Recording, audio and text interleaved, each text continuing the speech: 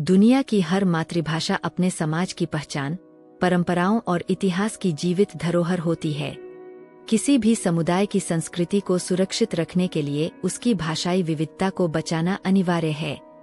लेकिन तेजी से बढ़ते तकनीकी युग में मातृभाषाएं सबसे अधिक चुनौती का सामना कर रही है। आज बोलचाल से लेकर लेखन तक भाषा का प्रयोग काफी हद तक तकनीक पर निर्भर हो गया है।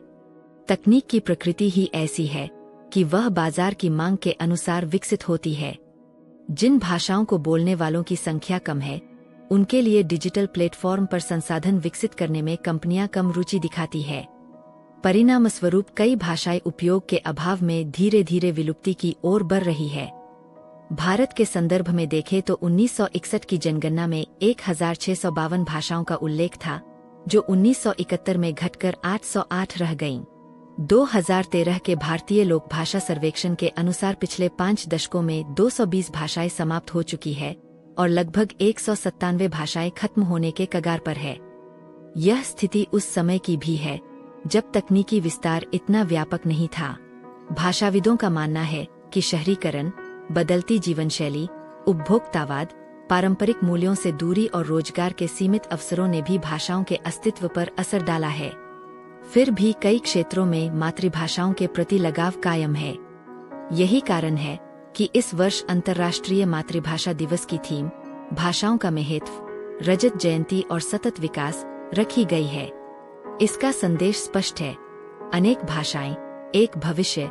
यह थीम इस बात पर जोर देती है कि वैश्विक विकास की प्रक्रिया में भाषाई विविधता की भूमिका महत्वपूर्ण है।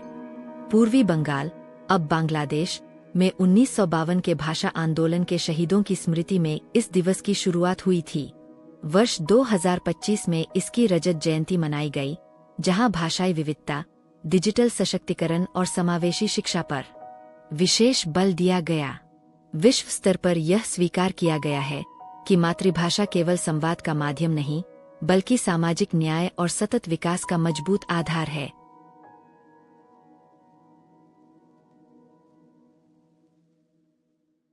संयुक्त राष्ट्र के आंकड़ों के अनुसार दुनिया की लगभग 40% आबादी को अपनी भाषा में शिक्षा प्राप्त करने का अवसर नहीं मिलता, जबकि शोध बताते हैं कि मदर टंग में शिक्षा बच्चों के आत्मविश्वास, बौद्धिक क्षमता और समझ को बेहतर बनाती है। इससे नई भाषाएं सीखना भी सरल हो जाता है। भारत की नई शिक्षा नीति में भी स्थानीय भाषाओं में शिक्षा को प्राथमिकता दी गई है। हर भाषा अपने भीतर परंपरागत ज्ञान, लोक कथाएं, चिकित्सा पद्धतियां और सामाजिक अनुभवों का खजाना समेटे होती है। यदि भाषाएं समाप्त होती है, तो मानव सभ्यता का एक महत्वपूर्ण हिस्सा भी खो जाता है। इसलिए आवश्यक है कि तकनीक और इनोवेशन के माध्यम से इन भाषाओं को डिजिटल दुनिया में स्थान मिले। यह जिम्मेदारी केवल निजी कंपनियों की नहीं, बल्कि सरकारों और सार्वजनिक संस्थानों की भी है कि वे भाषाओं को संरक्षित और प्रोत्साहित करें।